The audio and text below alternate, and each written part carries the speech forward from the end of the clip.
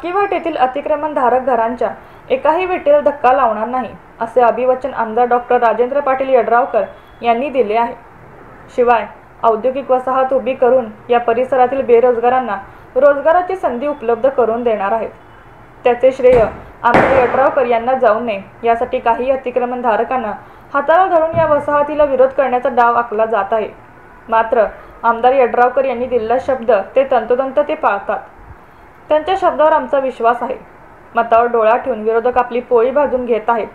मात्र सुज्ञ अतिक्रमणधारक हा डाव हाणून पाडतील आणि अतिक्रमणधारक आमदार यड्रावकर यांच्या पाठीशी खंबीरपणे राहतील, असा हा विश्वास शिरोळ तालुका शिवसेना शिंदे गटाचे उपतालुका प्रमुख उत्तम राजपूत यांनी अक्कीवाट येथील जनसंवाद दौऱ्यात पत्रकारांशी वार्तालाप करताना केला. यावेळी बोलताना ते पुढे म्हणाले, कोणतीही विकासाचे काम नसणाऱ्या विरोधकांनी विकास काम करणाऱ्या विकास पुरुषावर टीका टिप्पणी करून औद्योगिक वसाहतीच्या कामात खोडा घालण्याचा जाणीवपूर्वक प्रयत्न करीत आहेत. जर विरोधी उमेदवाराने रोजगार निर्मिती करणाऱ्या या औद्योगिक वसाहतीला विरोध करणारच असतील तर या परिसरातील बेरोजगारांना आपल्या उद्योग समूहात सामावून घेणार का, असा सवाल उपस्थित करून ते म्हणाले, अतिक्रमणधारकांच्या मतावर डोळा ठेवून दिशाभूल आणि अपप्रचार करण्याचा हा डाव विरोधी उमेदवाराचा अज्ञानपणा सांगून जात आहे.